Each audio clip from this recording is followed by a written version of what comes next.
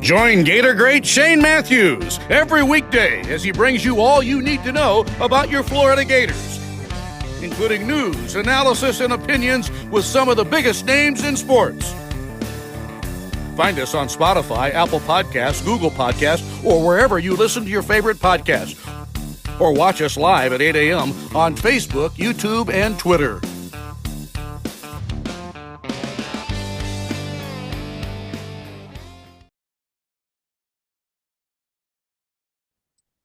Good morning. It's a live edition. It's a President's Day edition. Everybody's sitting at home, not working today, watching the podcast. From the Crime Prevention Security System Studios, it is PodUp with Matthews in the morning.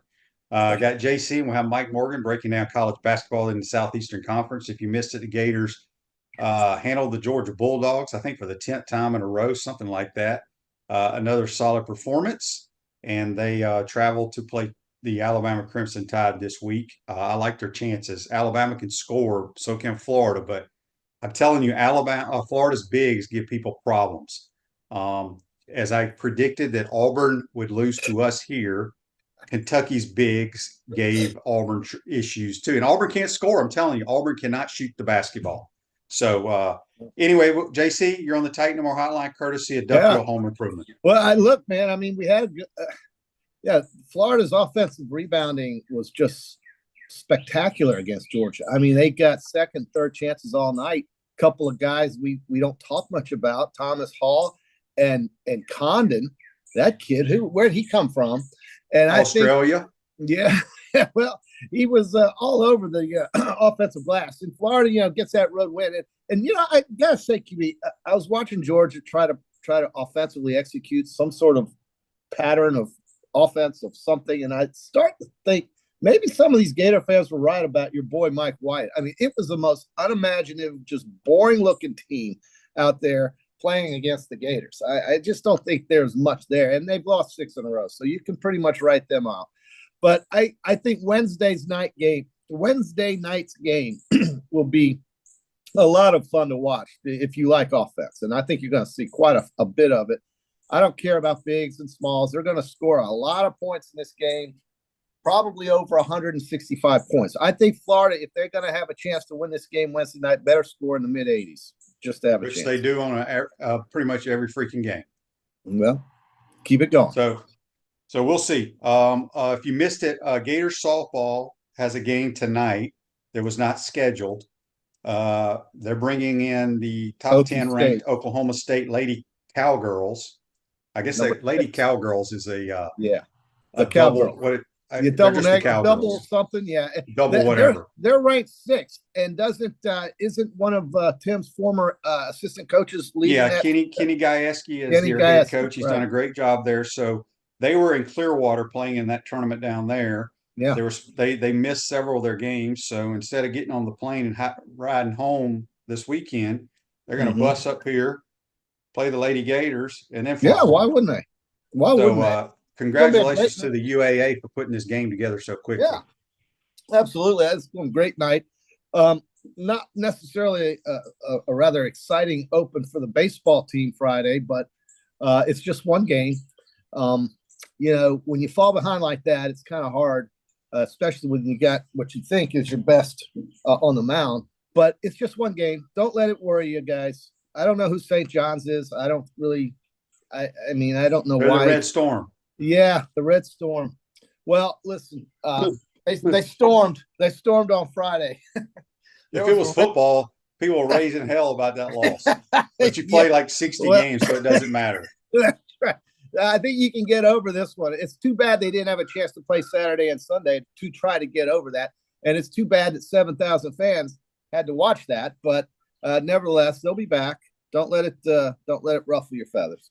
All right, we got some Facebook Lives here we need to get to. If you missed it, Hideki Matsuyama played one of the greatest rounds ever on the PGA Tour yesterday. It was phenomenal. He wins. Andy's question is, can you explain what Jordan Spieth did or didn't do to his scorecard? Is that on him or more on his caddy?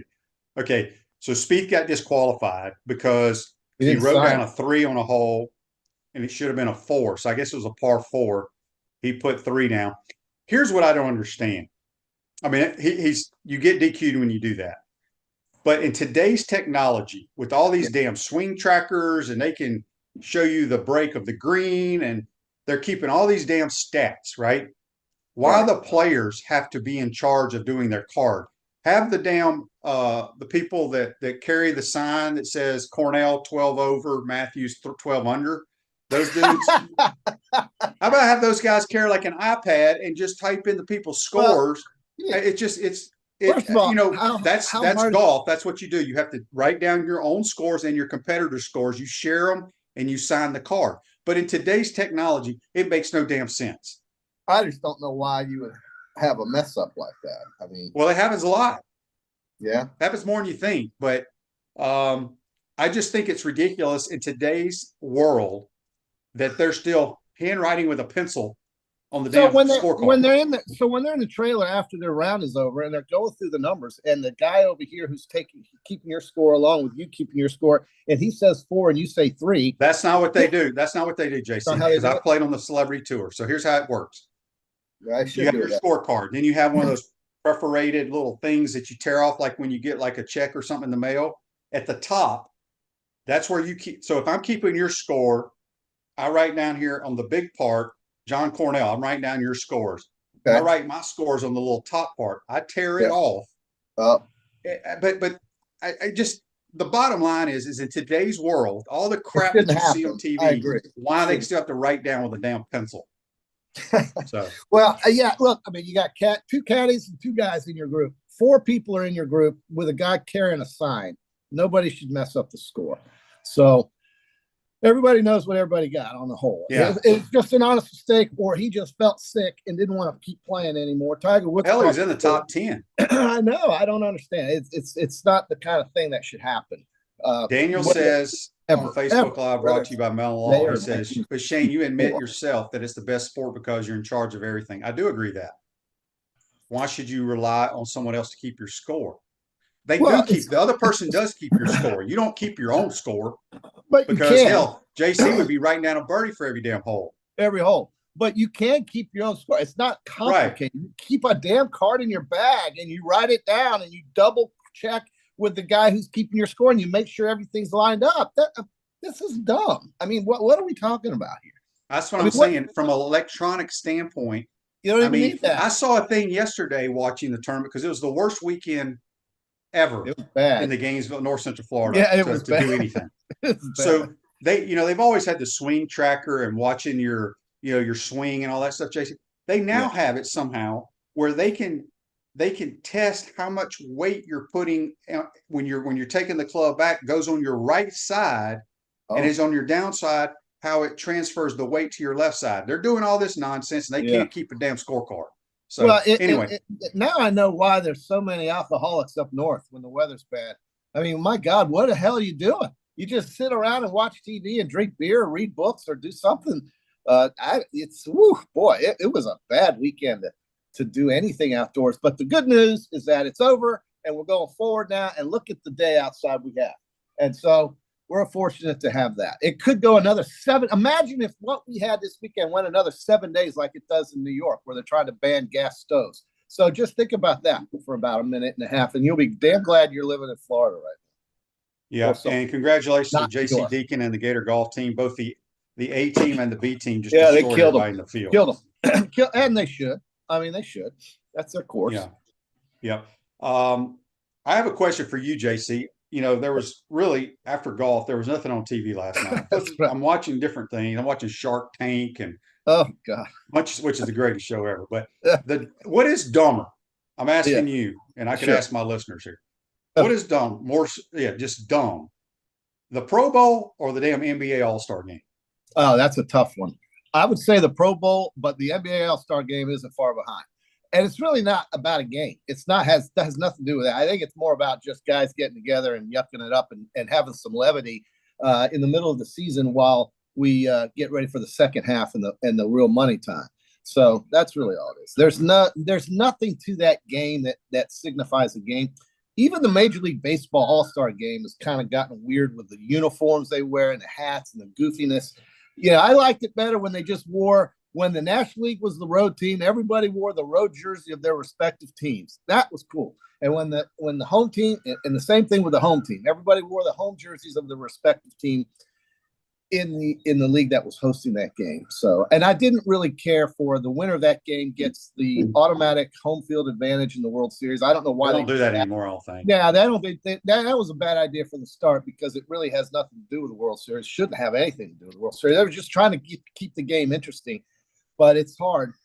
All-star games are exhibitions, and when you've got teams that are trying to do something special in the year, and one of their star players is out there playing a meaningless game, it makes a lot of people nervous.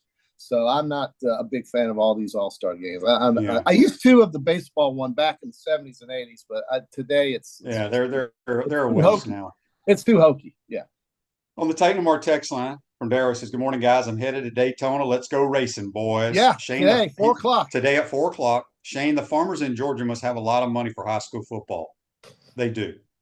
They do. And I talked about the facilities there. I had somebody send a text after the show on the Titan Mar text line, JC, trying to tell me that, the University of Georgia comes to Florida for all their players. I'm not talking about talent. I'm just telling you facilities. It's not even close. Go visit. Just take a road trip. Just remember, too, per capita, the state of Georgia has just as many. Yeah, it's Mississippi than Georgia, I think. Yeah, I mean that. So I mean, it's a hotbed. It's a hotbed, and they do it because they're committed to it. Florida just has population growth, but these states actually put effort into what they're trying to accomplish. Yeah, this is from an anonymous texter. Look at the stadiums we have in the states; they're falling apart, literally. Do you guys think NIL may actually keep guys from turning pro early? Absolutely, because a lot of guys ain't going to make it pro. I mean, the average career of an NFL player is 2.5 years, 2.5 years. That's your average career as a professional. Yeah. So these guys, as much as I hate NIL, get it while you can, because your odds of you making it that next level are very slim. Very slim. If I had unlimited amounts of resources and money, I would go to Hawthorne, Florida. I'd go call Cornelius Ingram. I'd give him $1 million. And I'd say, I want to see something special at that football facility because they win state championships and they actually care. Whether these kids are from Hawthorne or not, whether they're there or not, JC. But they're coming to Hawthorne and they play in Hawthorne. So let's make it look good. And that's what I'm thinking they do in places like Georgia and Alabama and Mississippi, where, I mean, God, I drive through these small towns and I look at these facilities, these stadiums, they're just run down. It's too bad. But I didn't want to get on that topic. I agree with you. I think it's commitment, and that's what they have in those other states for youth sports, especially in high school. Yeah, you're not going to get it in this state. It doesn't feel like it. No. Rod's question on YouTube brought to you by Quality Plumbing. Shane, what are padded plays, and do the quarterbacks get to suggest what type of plays he likes during the week of prep for a game? Does the coach consider that? I'm not sure what you mean by padded plays, but yes. So coaches come in after they put the game plan together. Yep. And, as your quarterback coach, offensive coordinator, when you're during the week of practice, you're practicing, you got your staple of plays that you've had the whole training camp, but you always put some wrinkles in for different opponents. And you cannot call a play if your quarterback does not like it. Mm-hmm. It doesn't matter how great of a play you think it is as the play caller or the designer of the play. If your quarterback ain't comfortable with it, you cannot call that play. Yep. Simple as that. Yep. You just take a big black Sharpie and cross the damn thing off your list. Cross it off. That's how it works. Yeah, no, I agree. Listen, QB, let me ask you something about the SEC. And I'm sure you and Mike will touch on this, but what do you think the conference is going to get in the Big Dance? I think they're going to get nine teams in. You think 9 teams, really? Mm-hmm. 9 teams. I've heard that. That's a lot of teams. That's usually what the Big Ten gets, and we don't know why. Watching some of those games is hard to do. But look at what happened just this weekend. Ohio State beats Purdue with a interim coach. They fired the coach this week. Yeah, with an interim coach, they beat Purdue, who's considered a top seed according to all the bracketologists out there. 9's a lot. Well, 8 at least. 8 for sure. 8, okay. Well, Kentucky certainly proved a lot of people that they're not dead yet. With their win at Auburn, that's not a place you go in to win at often. And I thought that was impressive. They were getting 8.5 points for anybody that cares about that. 8.5. You'll never get Kentucky getting 8.5 ever. And you could have, that was the easiest bet on the board, apparently. And Kentucky didn't play great either. They didn't shoot but it they as didn't well as back they down normally from do. but athletically, that team was able to go in there and just run up and down the court with Auburn. So Auburn likes to beat you with those guards, man. They like to go up and down the court and just wipe you out. And before you know it, you're 20 points down. It didn't happen this time because Kentucky's guards are better than Auburn's guards. Yes. I'm telling you. Yeah. I watch a lot of college basketball. Auburn's a good basketball team. They're very good at home. That's the third loss they've had in 3 years at home. Yeah. But they cannot score the basketball, and they have no height. So remember that, JC, when you start picking in the tournament. Well, and then we saw Texas A&M have absolutely nothing for Alabama, who scored another game, a triple-digit game, 100 points. When they hit 23-pointers, nobody's beating them. But that's the trick, isn't it? I mean, how often can they do that? Can they do that? They do it at home a lot. They do it at home, but when the chips are down, look, they're not going to play in the tournament at home. They're going to be playing in neutral site arenas. Are they able to do that on a neutral floor? That's where last year they really blew it. I mean, they blew it against San Diego State. They couldn't hit anything. Miller didn't score.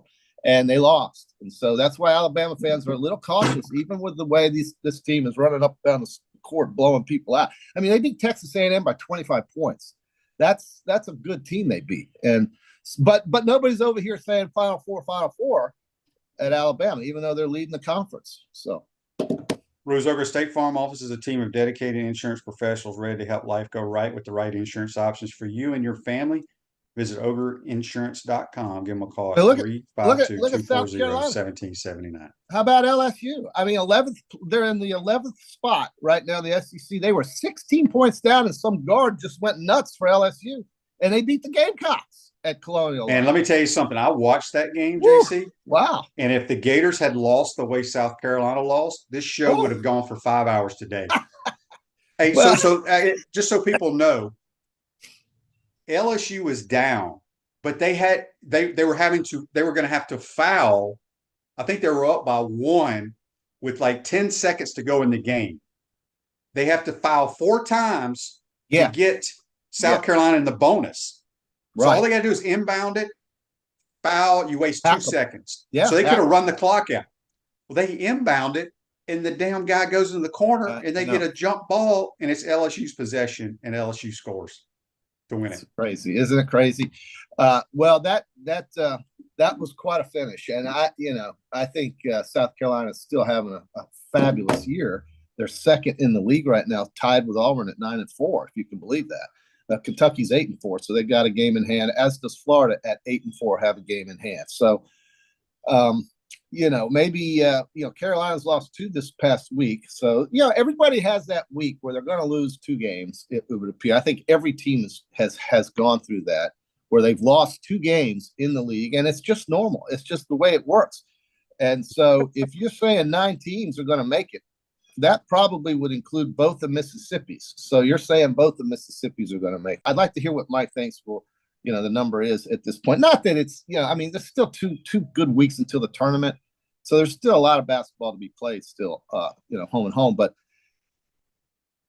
that would today include both the Mississippi teams. State got a win over Arkansas this weekend, and Ole Miss scraped by Missouri, who, by the way, QB, is 0-12.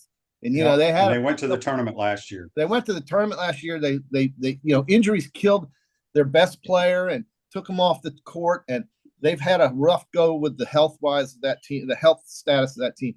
But 0-12 is still 0-12. It's hard to believe. They played hard at Ole Miss the other night. Just couldn't. All right, we got a text that I need to read from Chris from Cottondale here for you, JC. Okay, Chris. Let me finish this. Kind of long. He said, JC has no idea how it works. Cornelius is working against small rural areas that don't have the ability to pull from an area with talent like Cornelius does. What he is doing is not extraordinary. He had about 4 or 5 kids from Hawthorne. The rest were imports. It's not exactly going to work in the SEC where the playing field is level.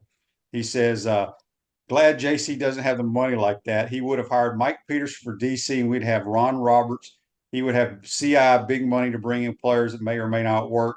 He's worse than Jared Jones. I like Chris's humor. He is a funny guy. I do know how it works, though. I know that Hawthorne imports players. My point was, I drive by that place on the way to the beach every single time, and I want to see it look better. I want to see that it. Ain't going to happen either. But it would with $1 million. And who's going to give them $1 million, JC? Huh? Who's going to give them $1 million? Does anybody hear one word I say? I said if I had $1 million to give, okay, not just $1 million. If you were going to give $1 million, wouldn't you give it to Gainesville Rec program or wherever this place that 3 high schools play that's about to fall apart? I mean, this county doesn't allow for a lot of things, but I would give that money privately to Hawthorne, and I'd say to Hawthorne, build it, and they will come, and you're going to see Friday Night Lights the way it should happen, because they have, believe it or not, in Alachua County, they have an on-campus stadium and field. So Newberry does as well. I'd go right down that way too and do the same thing for them. And I might even think about doing the same thing for Santa Fe High School. So that's what I'm talking about, Chris. And that's what I mean when I say, let's show these people that maybe somebody does give a damn. And so that's what I would say. Don't. And look, they don't. We got a better chance of winning the lottery. But Cornelius does care about Hawthorne. Anybody absolutely does. So why wouldn't you help the guy out? And that's what I'm trying to say, Chris. So yeah, maybe I do know, but you're a funny dude. And yes, I'm Jerry Jones. I would love to be. I would love to have just Jerry's helicopter to get to across Gainesville. Try driving across this place from the southwest to the northeast. It's no fun. So I would love Jerry's helicopter, Chris. Yes, I would. Jerry. This is Jerry and not Jerry Jones. I don't think he's listening today, but Jerry on YouTube, brought to you by Quality Plumbing, says, Shane, many times the Gators have a guy on second, nobody out, and no one at the team can bunt. Why do you think Sully doesn't teach small ball? He does. They do practice it. I remember actually, I forgot what I saw. Somebody was joking around. I don't know if it was on Twitter during the season or wherever I saw a video of the Gators practicing bunting. So yeah, I've seen the Gators play small ball. I've seen them play hit and run a lot. I mean, that's part we lost to St. John's. Everybody wants to fire Sully now. I mean, and they don't even have the right nickname anymore. They call themselves a Red Storm for some reason. But because the Redmen, it's like the damn Indians and the Redskins and stuff. Marquette did the same thing with their nickname. Yeah, it's just asinine. It's so. They were the Warriors, though, weren't they? They were under Al McGuire, brother. They were traditional powerhouse up there in Milwaukee, but God forbid. But at any rate, they got blown out. Marquette did, and this weekend, UConn. You know what I'm really thinking, and you can ask Mike this. But this is what I'm really thinking, QB. It's UConn's world, and we're all just kind of staying in it right now, waiting for them to beat the hell out of us. And they go back to back? I mean, what? Tell me one thing about UConn that says they couldn't. And I look at what they did to Marquette this weekend, and Marquette is a very fine basketball team. And it was like ranked fourth in America. Men playing with boys, dude. And this game wasn't even at UConn's home court. It was in Hartford. No, it was in Hartford. There is that's what the XL Center is, where they play their home games, JC. They don't play in stores? No, they play at wherever the XL Center is where they play their. So you're saying UConn does not play on campus? I'm just telling you where they play, because I watched the game. That is their home facility, the XL Center. So they don't play on campus. That's what you're saying. I'm telling you, they play in the damn XL Center. Whatever that stands for. I heard you. That's in Hartford. That's not on the campus. Okay, it's in the mall, dude. Okay, well, either one. I will just tell you this: they either play in Hartford in the XL Center or on campus in the XL Center. Maybe it's the same thing. Okay, maybe it's. I'm just telling you where they play their games. Well, I know where they play their games. I also know that their campus is in stores. It's not in Hartford. Okay. I just know they play their home games at the XL Center. It doesn't really make any difference because they're going to beat everybody. And I just think we're playing for second place in basketball. I mean, look at Purdue. Everybody's supposed to say this team has got it figured out. Matt's got the team he needs to win it all. They don't have the team to win it all. You don't lose to Ohio State if you're serious. It's basketball. Yes, I get it, but the Ohio State's not even going to make the field of 64. I don't know. UConn doesn't lose games like that is what I'm trying to say. It would be hard for me to I'll tell you what, QB, this is the kind of bet you would make. You've done this about 17 times and missed every time, but I'm going to hit it this time. I'll take UConn, and you can have the field. How's that? You want to do that? Okay. Yeah. Okay. You got a team you think that can beat UConn? Yeah, there's a lot of teams that can beat them on any given day at a neutral site. Well, that's a nice North Carolina, Marquette, North Carolina, okay. Purdue. There's a bunch of them. Give me a Final Four with UConn, North Carolina, Houston, Purdue, and somebody else. Houston, okay, Kansas, Houston, Kentucky. No, not Kentucky. Houston, maybe. Houston's got the guys that can. You don't know what's going to happen in March Madness. You have no idea. No idea. All right, let's get to this day in sports. Brought to you by Campus USA Credit Union. Put some star power to work in your financial life with Campus USA Credit Union. 2023, on this day at the 65th Daytona 500, Ricky Stenhouse Jr. wins in double overtime and under caution over a record 212 laps. Former NBA player Brad Daugherty was the first black car owner to win the race. And he went to where? North Carolina. That's right. You got that right. Yeah, they're playing Virginia Tech. They beat Virginia Tech this weekend. I'm just looking at over the weekend who. Yeah, there they are. Wow, 81 points, 24-2 in the Big East. Dude, they're not losing. This team's gonna win it all. I could be wrong. I don't know. I didn't think Gonzaga would beat Kentucky either in Rupp Arena, and they did. Yep. Crazy stuff can happen in college basketball. Yeah, but QB, I am telling you, you need to notice so you don't sound goofy. Hartford is not where the University of Connecticut is. I understand that, but I'm just telling you that every time I watch a Connecticut basketball game, the men are playing in the XL Center. All right, they have a basketball arena. I know they do on campus. It's got 10,000 seats. Okay, so just be aware of that because they play. I'm very aware of that, but I'm pretty sure that the men play maybe it's just their big time games or all their Big East games in the XL Center. Oh. Okay, Andy does the research for us. He says UConn splits its home games between Gamble Pavilion and the XL Center. Right. I knew that. I was just saying that. Okay, I knew that too, but you're trying to tell me that you acted like they didn't play on their home court. They play 8 games at that place, and they play 8 at home. Okay. So it is a home facility. They split evenly the number of home games they play? Yes, because that's a bigger arena. It is. It is. It's at the mall. I've been there. The Hartford Whalers playing in that building. You know who they are, QB? Yeah, they're no longer around. But who are they today? Where did they move? I would probably think they're the Carolina Hurricanes. Very good. Very good. For a guy that doesn't watch hockey and know I don't watch a damn bit of hockey until. But that was good. That was good. They had the outdoor winter classics at MetLife Stadium this weekend. Very exciting for the Flyers and the Devils. And very exciting. QB hates it when I talk about hockey, but a lot of people like it. But very exciting when the Islanders played the Rangers last night. You missed it. 5-3, the Islanders were winning. The Rangers scored 3 unanswered goals in the last 6 minutes to win the game outdoors at MetLife Stadium. And it was the most fun people had in that stadium because nobody liked going to the Giants and Jets game. And so that was the most fun they had in that stadium in over a year and a half, was watching hockey, of all things. And you don't even get a good seat. You can't see anything. But they packed it in, and they watched the Devils, the Flyers, the Rangers, and the Islanders. The NHL did it right. It was good. Tim says women's basketball rules UConn. Not anymore. They're like 10th or 11th in America now. Yeah, South Carolina ran them out of the barn, and I think it's now South Carolina's world. But UConn's not even in the top. They might be in the top 10 in women's basketball now. LSU, it's South Carolina. LSU's like 13th. I saw. I know, but yeah, Kim won it. South Carolina. Right, South Carolina. Mulkey won it last year though with LSU. Louisville's pretty good. Yeah, I don't know. Yeah. All right, JC. We're gonna get you out of here and get to Mike Morgan.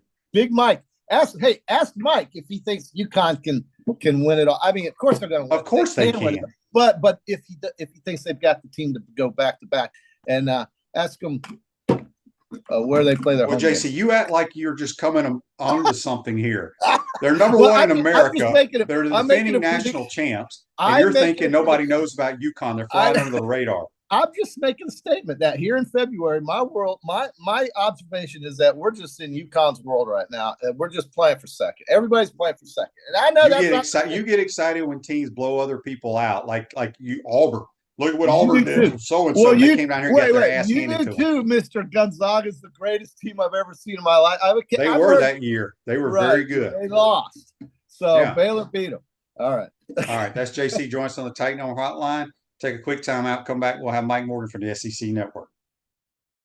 We want to take this moment to thank our sponsors who keep the show going and pay the bills. Our premium sponsors are Crime Prevention Security Systems, large enough to serve you, small enough to care. Titan MRI, Gainesville's only locally owned and operated MRI facility. Meldon Law, the only official injury and accident law attorneys of the Florida Gators. Peachland Dental, Gator Nation's first choice for dentistry in Port Charlotte. QC Kinetics, live pain-free with QC Kinetics. Campus USA, put some star power to work in your financial life with Campus USA Credit Union. Dave & Buster's, eat, drink, play, watch. Duffield Home Improvements for your window, siding, and roofing needs. Radware, your local provider of promotional products, uniforms, and apparel. Our gridiron sponsors are Auto ER, UF Bookstores, Silverback Concrete, Ruse Ogre State Farm Insurance, Radware, F45, Quality Plumbing. Our touchdown sponsors are Adams Ribs, Gator Dominoes, Celebrate Primary Care, Gator Bait Media, Okido America, Style Cuts, Ironwood Golf Course, Big Mills Cheesesteak, McDonald's of Gainesville, 84 Lumber, Dowling Signs, Baker's Sporting Goods, Silver Q Billiards and Sports Bar. If you're interested in promoting your business on the show, call Freddie at 352-284-3733. If you like what we're doing here, make sure to follow us and support the businesses that support us. Hi there, this is Coach Steve Spurrier, and I want to let you know that by popular demand, Spurrier's Gridiron Grill's delicious brunch is now served in a premium buffet. You have spoken, we have listened, and we're now serving Gainesville's only elevated buffet, complete with an omelet station, ginger sage chicken sausage, shredded short rib, and of course our chicken and waffles. Plus, you can enjoy bottomless, mimosas, and Bloody Marys. So join us every Saturday and Sunday from 11 to 3 for the best brunch in town.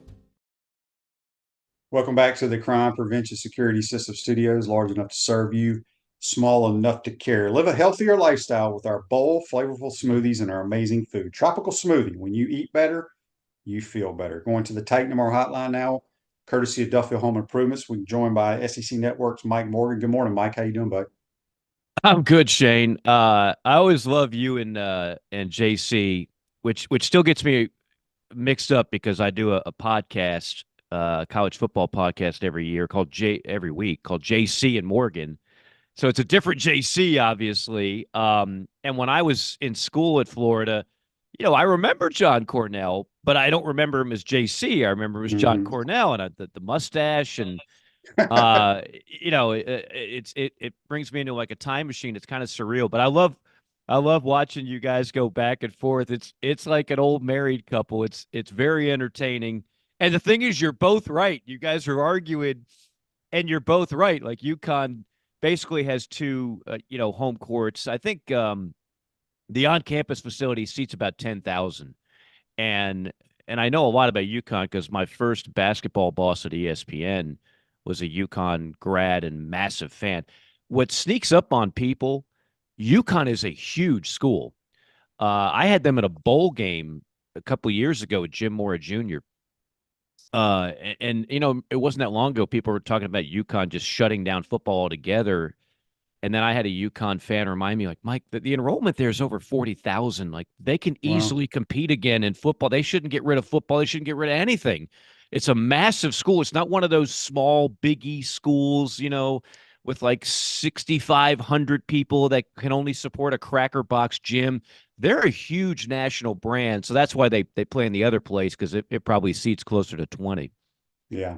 Before we move forward, I failed to mention at the beginning of the show, our thoughts and prayers go out to the Trammell family. Alan Trammell was a Gator great, played both baseball and football, was Coach Spurrier's, one of his best friends, passed away over the weekend. And AT was a good man. I hated to see that. So anyway, Dan says on Facebook Live, brought to you by Mel Law, it's great to hear Mike and Mark call the Gator game. Let's start there. You called the Thanks. game this Thank you. weekend. Gators had a rough start, but just their talent, their size, kind of took over the game in the second half. Yeah. Look, you had to know that you were going to get Georgia's best shot. Georgia was in a losing streak, and Mike White doesn't have a bad team. I've had Mike a few times this year. They're losing to people by like 5 points typically. They're competitive in almost every game. They are just a player or two short, and that'll be fixed next year. Like Mike will have his best roster next year. He's got 2 stud recruits coming in. Quite frankly, they had some misses in the portal. It's just like football. Coaches go into the portal, and you feel like you know what you're getting, but honestly, Shane, it's a gamble. It's like going to Vegas sometimes. Like you don't know. Even if you think you know how good they are, you don't know if they're going to mesh well with the other players. And basketball is the ultimate connected sport. If you're not connected, you're not that good. That's why UConn is so good. Does UConn have the most first-round draft picks on their roster? No, but they play the best together, and they're talented, and they're well coached. So to go back to Florida, look, I've had Florida a few times now, and by the way, if you like me and Mark together, you're gonna love next week because we're doing back-to-back Gator games in Gainesville. Shane, you and I need to grab a beer or something. Okay. But we've got the game Saturday against Vanderbilt and then Wednesday against Missouri.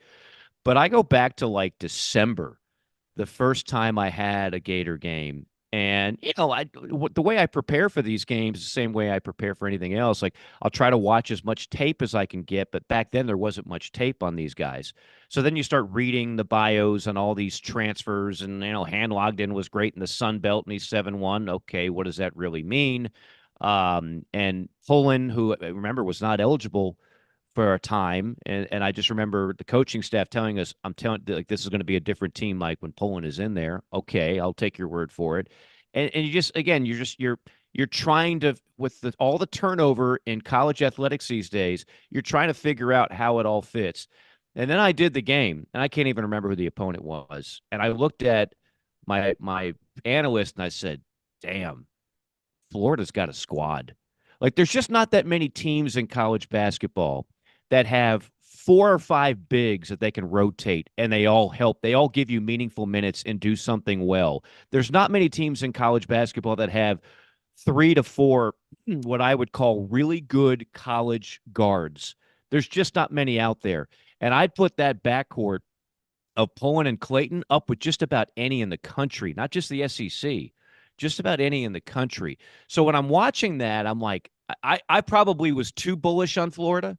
I was telling everybody I knew, I'm telling you right now, Florida's really good. Well, oh, yeah, Mike, well, they're 0-2 in the SEC. Oh, yeah, Mike, well, they just blew another big lead. And so I thought maybe I was wrong. I'm like, okay, I got egg on my face. Maybe I evaluated. Well, now I'm feeling a lot smarter because they've won 7 out of 8. They're clicking. They have a couple of quad 1 wins that'll look very good come tournament time. They're on the right side of the ledger for Joe Lunardi.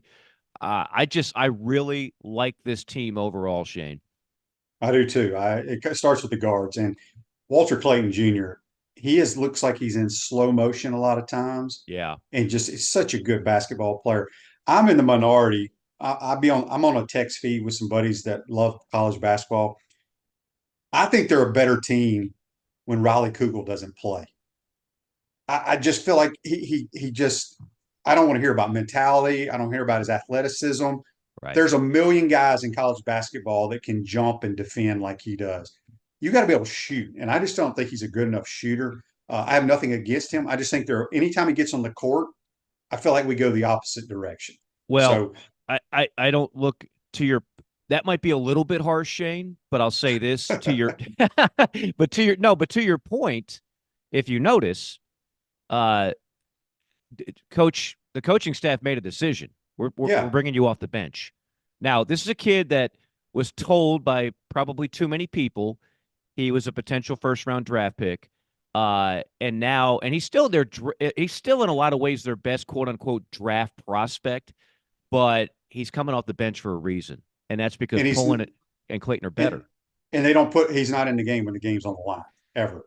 Yeah, but because and some of that some of that, Shane, is not a knock on excuse me, on Kugel as much as it is how do you take Pullen and Clayton out and keep parts of the game when they're so good together, Right. and on both ends of the floor they do so many things well. They control the game, a term that I like to use for quality guards in college basketball. Controlling the game means you could really help your team win even if you don't score. And they both can. I mean, think of all the great defensive plays Clayton made in that game. It's like one after the other. And then Pullen is a guy, he could score 20 a night, but he doesn't need to. He doesn't take bad shots. I do like Kugel off the bench. Like I do think he is an asset. And he is shooting like over 40 from downtown in conference play. He just has to do it in spots. But you're right. I mean, the best two players on the team are Pullen and Clayton. But if you can bring in a Kugel off the bench, Richard off the bench, and then you rotate all those big. I mean, how about Hauk? How about the job that Hauk did? And he's like running fourth string on the bigs. When you've got that kind of depth, that is such an asset because teams do start wearing down. I used to call late February like the dog days. Players will start fatiguing, teams start winding down, and Florida looks like they just had like a six-pack of, what's the new energy drink? There's so many of them. When you and I were growing up, Shane, it was like Jolt Cola. That was like the big one. Now it's Monster, it's Red Bull, it's 20 other things. They look like they just took that and they're just catching their stride. That's a huge luxury. Yes, for sure. Let's move on to the. I was not surprised at all Kentucky beating Auburn. I've been No. one that I haven't been high on Auburn. I think they're a different team when they play at home, and I don't care what the stats say. I think the stats are misleading for Auburn's offensive stats because they Yeah. must get so many layups on turnovers because I think they're a poor shooting basketball team. They have no size. And I don't think Kentucky played great the other night, but I watched a lot of that game. Um, like I said, I'm in the minority on Auburn. I love what Bruce Pearl does, but I just don't think they have enough size and can score well enough to make a deep run in the tournament. You and JC love to talk gambling numbers, right? Did you see what the spread was on that game? Well, he talked about it, said Kentucky was a huge underdog. It was like 10 to 12 points. And Jeez. I remember when I saw that, my wife's a Kentucky she grew up in Kentucky, huge Kentucky fan, and she mentioned it to me. I said, "What? Kentucky is a double-digit dog? That's insane." Friend of mine actually took the money line on that and had a really good day. Uh Look, here's the bigger story to me, Shane, was not, is Auburn overrated? It's look out, here comes Kentucky. I think Kentucky finally is getting tired of underachieving. And it was a come to Jesus moment. Cal has never been ripped as much as he is now by his own fan base. And there's a lot of players on that team. See, this is not your typical dysfunctional Kentucky squad that's got a bunch of lottery picks, but that's all they really care about. They don't give effort. They don't play well together. That's not this at all. I've had Kentucky games this year. They're good kids. They want to win. They do care. They do give a what. But for whatever reason, if you notice, Mark Wise did something very creative when we were talking about that game. He had like a formula that involved the number 10. They must hit at least 10 threes to upset Auburn. There must be at least 10 of this, 10 of that. And I kind of had a joke with him on the air, and I said, "Hey, Mark, how about this? Tell Kentucky to allow 10 fewer points because they don't defend anybody." They hadn't played any defense. Their defense was woeful. But guess what? They got after it. They got after it defensively in that game. If Kentucky decides to play defense, that roster is good enough to make a deep run. You guys were talking about UConn. Look, JC's right. I mean, UConn is the team to beat right now, but there's a couple of teams, and I'm going to be called an SEC homer for saying this. There's a couple of teams in the SEC, I promise you, on a neutral floor, can beat UConn, and it wouldn't be a mammoth upset if they did it. And if Kentucky continues to improve defensively, and if they're all in, they join Tennessee, they join Alabama as the kind of teams that could beat anybody in the field of 68. Yeah, when you talk about Alabama, obviously the Gators played there on Wednesday night. They play extremely well at Coleman Coliseum. They're scoring a ton of points. Florida, I think, can match them scoring the basketball.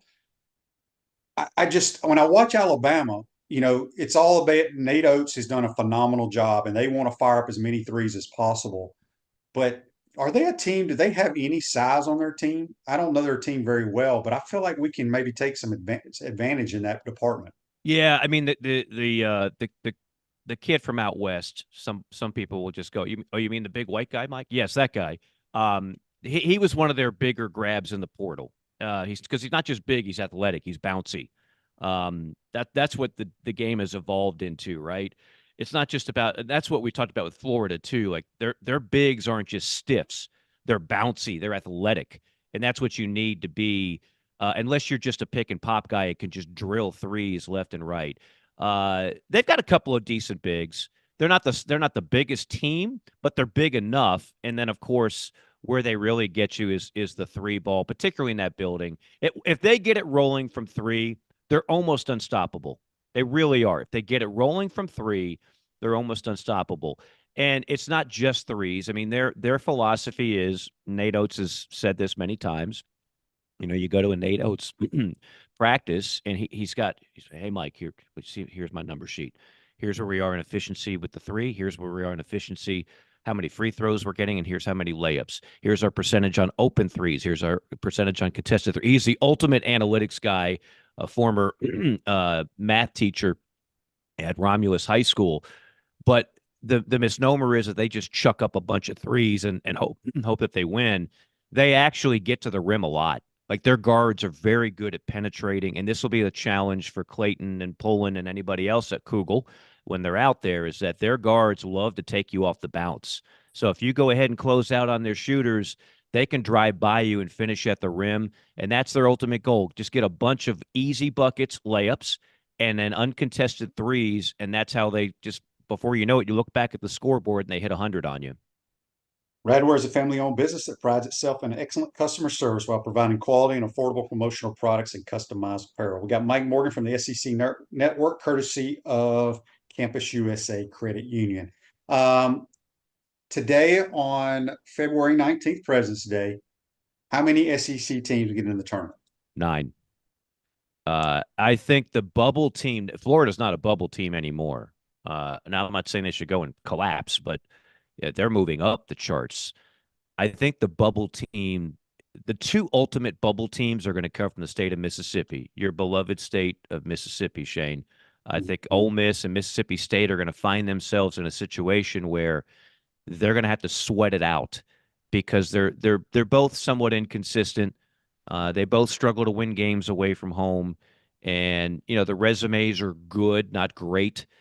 I think those will be the two teams that might be the last two in, but I think it's a 9-bid league otherwise, and I can't see anybody else sneaking in. You go, well, and this is what the announcers will say in Nashville. Anybody can win it this year. No, not anybody can win it this year. If you're playing on that first day, you're not going to win. The teams at the top are just too damn good. You're not going to go through a 4 or 5 game gauntlet where you just keep winning and upsetting people.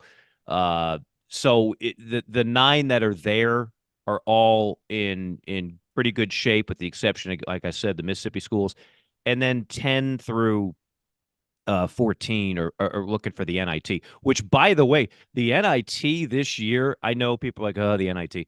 The NIT changed its rules. The NIT now is the bottom or the 2 teams from each power conference that didn't make the NCAA tournament are automatically in.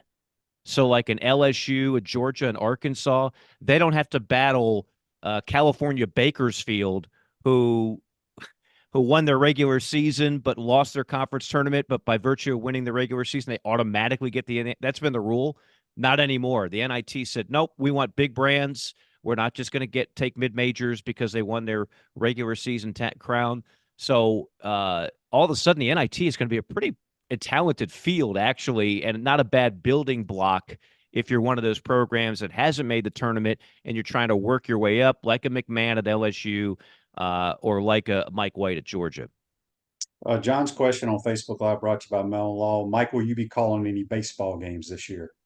Yeah, it's usually the plan. I might even call some Braves games this year on radio. We'll see how that works out. But uh, last year was the first time I didn't call a ton because the way my deal works, if I call so many on football and basketball, then I call less on this sport. I won't bore everybody with all that. But I certainly look forward to getting into some. And I look, I love the sport. Those who know my background, I've been calling SEC baseball games since 2000, and even called a couple when I was a student there at Florida. So I've watched college baseball evolve and turn into what it is. By the way, for Florida fans sweating a loss, don't worry about a loss. Season's over, Mike. Fire Sully. Guys, this is what, like, when we get to conference play, you'll see this. LSU fans on a Tuesday night using their number 7 starter will lose a game to Oral Roberts, and everybody will be up in arms and flood the message boards. Fire this guy, fire that guy. We suck. And then go win a national title. I don't want to say it doesn't matter, but baseball games in the non-con in February and early March, that's not where you make your season. It's going to be those 30 conference games. And for that matter, the non-con against Florida State and Miami. But what you do against the mid-majors in February or on a Tuesday night in April, don't get too bent out of shape. The very best teams in America lose those kind of games. Why? Because it's baseball. Yeah, for sure. All right. Text on the Titan Tomorrow text line from William. He says, Mike, I want to hear your thoughts on Caitlin Clark. Caitlin Clark is phenomenal. And to suggest that she's anything short of that because she hasn't won a championship is one of the stupidest statements that I've heard in quite some time. She took, I don't want to be disrespectful to her teammates, but if you watch them when they upset South Carolina and made it to the championship game against LSU, look at who she's playing with versus what LSU and South Carolina are playing with. It's not apples to apples. It's not even close. Those teams are stocked rosters.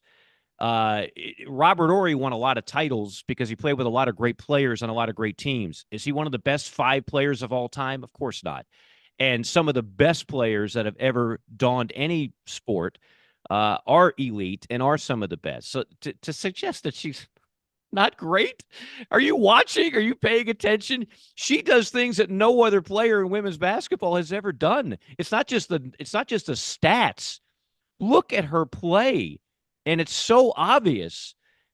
She is a unicorn. She's absolutely a unicorn. And the fact that Iowa's even competitive, they don't recruit the way SEC schools do. The fact that they're even competitive makes it even more impressive. So I guess Larry Bird, when he led Indiana State to a freaking Final Four in the title game, yeah, he's not really that great a player because he didn't win a championship with the Sycamores. Come on, man. Get a dose of reality. You think she comes back for her final year or goes to the WNBA? I don't know. I don't even know what the rule. I thought you had to. It used to be you had to graduate, right? I don't know. I would think because I think she signed with Gatorade and she's got a bunch of NIL deals going. Right. I don't know how much she's making, but I don't know what girls make in the WNBA. You got to think she's going to come back for another year, I would think. Well, but she could make so much in endorsements good in point. the WNBA. So I don't know, honestly. And with COVID still trips me up. It feels like we've got players that have been playing for 13 years, that are 13-year seniors because of COVID. I can't wait till we get past all that and everybody still gets 5 years to play 4 because it's so confusing when I've got a lineup to study. And I'm like, wait a minute. This guy's been around since 78. Seems like a little excessive, don't we think? No, I don't know. I mean, look, I'm not going to sit here and tell you I watch any WNBA because I don't. But I do want to see Caitlin Clark at the next level because I think she'll be just as dominating there. As much as some people want to hate, and you really ought to look in the mirror if you've got hate. You really ought to ask yourself some serious questions on why you hate Caitlin Clark. You might find out a little more about yourself. But I do want to see her against the very best that that sport has to offer. Yeah. All right. Before we get you out of here, what games you got this week? So this is my first Wednesday off in 3 months. And then I've got the Florida game on Saturday. And like I said, the Florida game the following Wednesday. Filling in on Chuck and Chernoff here on 680 The Fan in Atlanta. For those of you, for Gator fans that might be listening in the ATL, I'll be on the 2 to 6 Monday, Tuesday, Wednesday. where we probably won't talk a whole lot of college basketball or baseball because it just, unfortunately, when you're in a major market, those sports do not get the amount of love. It'll be a ton of college football, which we all love, and it'll be a ton of NFL draft, which I do. I must admit, Shane, I'm kind of a draft nerd. This quarterback derby for this draft class, I think, is fascinating. Who do you have not go? Who would you take with the number 1 pick? Oh, that's tough. I like Caleb Williams. I like Drake May a lot. I like Jaden Daniels from LSU. I think he's a unique player because I think he can be Lamar, but can be an elite thrower as well. So let me think on that, and I'll give you my pick next week. I put you on the spot today. I like it. I made you squirm. This is great. That's right. All right. Appreciate your time, Mike. Have a good week, my man. Hey, enjoyed it. Appreciate it. We'll talk to you next Monday. Yep, that's Mike Morgan joining us on the Titan Moore Hotline, courtesy of Duffield Home Improvements. He also brought to you by Campus USA Credit Union. Hope y'all enjoyed today's program. Have a great day. We'll see you tomorrow. Take care.